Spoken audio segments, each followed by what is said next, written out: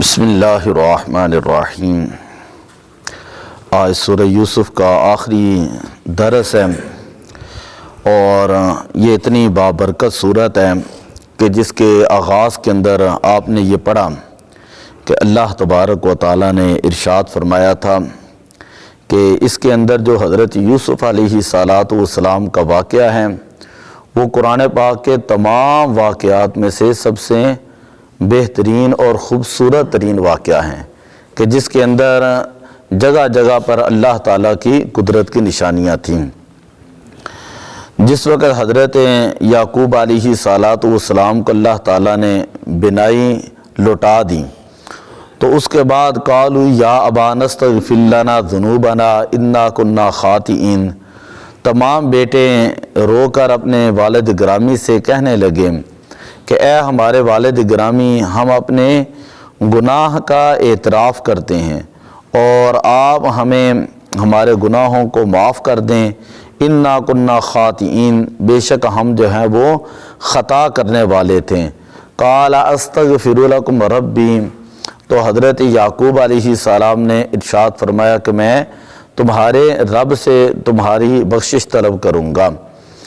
انہ هو الغفور الرحیم، بے شک اللہ تعالیٰ بخشنے والا رحم فرمانے والا ہے۔ مفسرین فرماتے ہیں کہ پھر حضرت یعقوب علیہ السلام نے سحری کے وقت اپنے بیٹوں کے لیے دعا کی اور اللہ تعالیٰ نے ان کی دعا کو قبول کیا اور وحی کے ذریعے حضرت یعقوب علیہ السلام سے فرمایا کہ میں نے تمہارے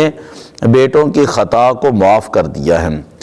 پھر حضرت یوسف علیہ السلام نے اپنے والد اور اپنے گھر والوں کو بلانے کے لیے اپنے بھائیوں کے ساتھ 200 سواریاں بھیجیں، کثیر سامان بھیجا۔ حضرت یعقوب علیہ السلام نے مصر آنے کا ارادہ فرمایا تو آپ کے خاندان کے جو کل افراد تھے وہ 72 افراد تھے، اور اس کے بعد اللہ تعالیٰ نے ان کی نسل کے اندر اتنی برکت رکھی کہ جب حضرت موسیٰ علیہ السلام بنی اسرائیل کو لے کر مصر سے نکلے تو 6 لاکھ سے زیادہ ان کی تعداد تھیں، یعنی حضرت موسیٰ علیہ السلام کا زمانہ اور حضرت یعقوب علیہ السلام کے زمانے میں صرف 400 سال کا فاصلہ تھا۔ خیر، جب حضرت یعقوب علیہ السلام مصر پہنچے تو حضرت یوسف علیہ السلام نے مصر کا جو بڑا بادشاہ تھا اس کو کہا کہ میرے والد آ رہے ہیں، اور 4000 لشکری لے کر آیا اور بہت سے مصری سواروں کو اپنے ساتھ لیا اور اپنے والد کے استقبال کے لیے ریشمی پھریڑے اڑاتے ہوئے کتاریں باندھتے ہوئے روانہ ہوئے۔ حضرت یعقوب علیہ السلام اپنے فرزند یہودا کے ہاتھ پر ٹیک لگائے ہوئے تشریف لا رہے تھے۔ جب آپ نے اتنا بڑا لشکر دیکھا کہ جو صحرا کے اندر اتنی سواریاں زرد برق جو ہے وہ سوار دیکھے تو کہا کہ اے یہودا، یہ لگتا ہے کہ یہ کوئی فرعون مصر ہے۔ تو یہودا کہنے لگا کہ نہیں، یہ جناب کے بیٹے حضرت یوسف علیہ السلام تشریف لا رہے ہیں۔ پھر خیر، حضرت یعقوب علیہ السلام اور حضرت یوسف علیہ السلام کی ملاقات ہوئی۔ فلما، یہ ابھی آپ مصر میں داخل ہوئے، فلما داخلوا علی یوسف آوا الیہ ابویہ،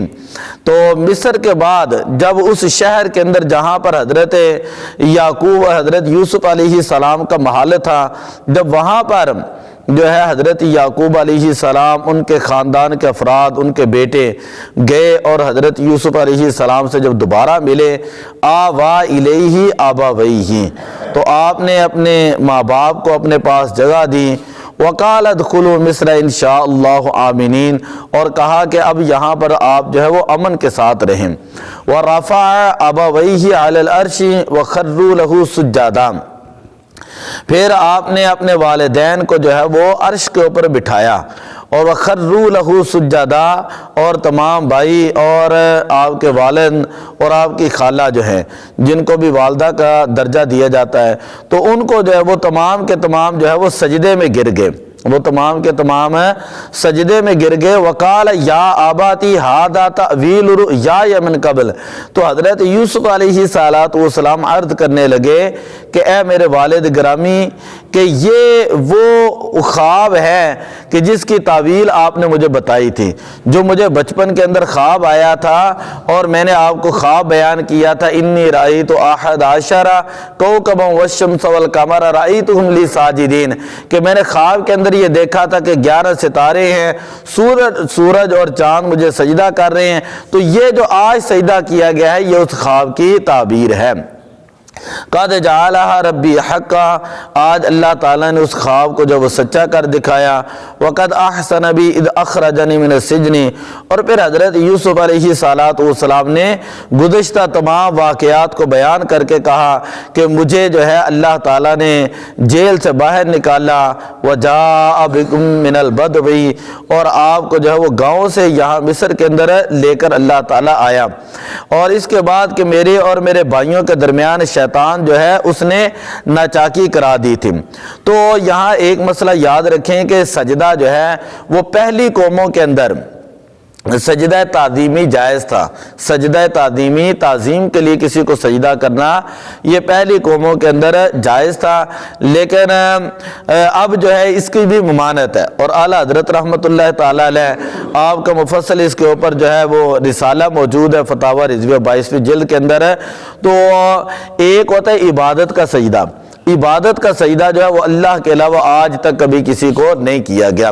لیکن عزت اور احترام کا سجدہ یہ پہلی امتوں کے اندر جائز تھا۔ جس طرح کہ آج ہمارے ہاں یہ ہوتا ہے اس امت کے اندر اگر کوئی معزز آ جائے تو اس کے ادب کے لیے، احترام کے لیے وہ کھڑے ہو جاتے ہیں، تو جس طرح ہمارے یہاں کھڑے ہونا یہ ایک طرح کی اس کے رسپیکٹ سمجھی جاتی ہے، تو وہاں پر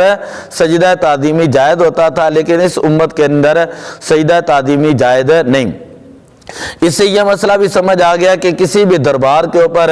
کسی بھی قبر کے اوپر جا کر اس کو سجدہ کرنا حرام ہے۔ کسی بھی دربار کے اوپر جا کر، کسی بھی قبر کے اوپر ہمارے علماء پہلے دن سے ہی اس بات کو منع کرتے ہیں۔ اگر یہ لوگ، دوسرے لوگ کہتے ہیں نا وہابی لوگ کہ تم سجدہ کرتے ہو درباروں پہ جا کر، ماتھے جو ہے وہ وہاں پہ ٹیکتے ہو، تو یہ جاہلوں کے کام ہمارے کھاتے کے اندر آئے ہوئے ہیں، جاہلوں کے کام ہے ہمارے کھاتے کے اندر ہے۔ کبھی کسی مستند عالم دین نے کبھی یہ نہیں کہا کہ جا کر درباروں پہ سجدہ کیا جائے۔ وہ تو کہتے ہیں کہ اعلیٰ حضرت کی تعلیمات ان کے اندر بھی یہ ہے کہ قبر سے کم از کم 8 ہاتھ جو ہے وہ 8 قدم جو وہ پیچھے ہو کر کھڑے ہوں، سینے کی طرف کھڑے ہو اور ادب کے ساتھ کھڑے ہو، اور وہاں فاتحہ کرے جو کام کرنے کے لیے گئے ہیں۔ تو سجدے کی اجازت جو کسی صورت میں کسی دربار کے اوپر، کسی قبر کو کسی قسم کا کوئی سجدہ جو ہے وہ جائز نہیں ہے۔ خیر اس کے بعد جو ہے وہ مختصر یہ کہ حضرت یعقوب علیہ السلام اپنے بیٹے حضرت یوسف علیہ السلام مصر کے اندر 24 سال رہے، 24 سال جو ہے اپنے بیٹے کے پاس رہے۔ پھر جب آپ کے وفات کا وقت قریب آیا تو آپ نے اپنے بیٹے سے فرمایا کہ میرا جنازہ جو ہے ملک شام میں لے جا کر میرے والد گرامی حضرت اسحاق علیہ السلام کی قبر کے پاس جو ہے مجھے دفن کیا جائے، اور اسی طرح کیا گیا۔ ملک شام میں جا کر ان کی تدفین کی گئی، اور اسی دن حضرت یعقوب علیہ السلام کے ایک بھائی تھے عیس، ان کا بھی انتقال ہوا، اور دونوں کی عمریں جو ہے 147 سال تھیں۔ تو خیر حضرت یوسف علیہ السلام نے اپنے والد اور چاچا کو دفن کر کے پھر دوبارہ مصر کی طرف چلے گئے، اور آپ نے اس وقت یہ دعا کی، ربی قد آتیتنی من الملک وعلمتنی من تأویل الاحادیث فاطر السماوات والارض انت ولی فی الدنیا والآخرہ توفنی مسلما والحقنی بالصالحین۔ پھر حضرت یوسف علیہ السلام اپنے والد کی وفات کے بعد 23 سال تک زندہ رہے، 23 سال تک زندہ رہے۔ جب آپ کے وصال کا وقت آیا تو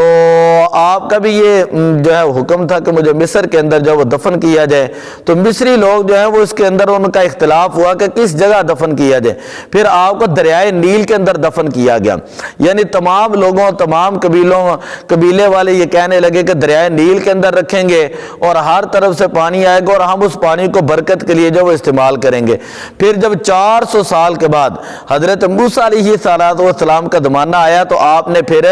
ان کو حضرت یوسف علیہ السلام کو دریائے نیل سے نکال کر، ان کا تابوت نکال کر ملک شام کے اندر حضرت یعقوب علیہ السلام کے پاس جو ہے وہ دفن کیا۔ تو آج بھی آپ کا مزار شریف اگر آپ نیٹ کے اوپر بھی دیکھیں تو پتہ چل جائے گا کہ حضرت یوسف علیہ السلام کا مزار پاک ملک شام کے اندر اپنے والد گرامی کے ساتھ ہے۔ تو اللہ تعالیٰ نے فرمایا ذالک من انباء الغیب نوحیہ الیک، کہ یہ غیب کی خبریں ہیں پیارے حبیب صلی اللہ علیہ وسلم، ہم آپ کی طرف وحی کرتے ہیں اور اس سے پہلے آپ ان کو نہیں جانتے تھے۔ تو یہ چیزیں آپ دیکھیں کہ یہ اتنا قرآن ہے۔ ابھی تو ہم نے صرف سورہ یوسف پڑھی اور باقی جو صورتیں پڑھیں، سورہ بقرہ پڑھیں، اسی طرح سورہ آل عمران پڑھیں، سورہ نمل پڑھیں، تو پھر باقی نبیوں کا ذکر کریں تو پتہ چلتا ہے کہ اللہ تعالیٰ نے اپنے حبیب علیہ السلام کو کتنی غیب کی خبریں بتائی تھی۔ اب بھی اگر کوئی بندہ کہے کہ نبی پاک صلی اللہ علیہ وسلم کو علم نہیں تھا تو ہم اتنے ہی کہہ سکتے ہیں کہ آپ کو علم نہیں ہے۔ آپ پڑھیں، قرآن کا ترجمہ پڑھیں، تفسیر پڑھیں۔ جو بندہ سورہ فاتحہ سے لے کر سورہ ناس تک صرف ایک مرتبہ ترجمہ ہی پڑھ جاتا ہے نا، صحیح بات ہے، کبھی بھی وہ نبی پاک صلی اللہ علیہ وسلم کے اوپر کم از کم کوئی بات نہیں کرے گا۔ دعا اللہ عمل کی توفیق عطا فرمائے۔